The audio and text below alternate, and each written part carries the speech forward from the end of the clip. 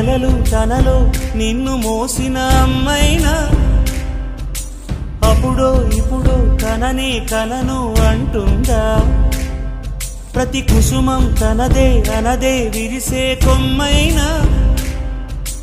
గుడికో జడకో సాగనంపక ఉంటుందా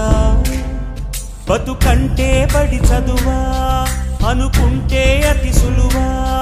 పొరపడినా పడినా జాలి పడదే కాలం మనలాగా ఒక నిమిషం కూడా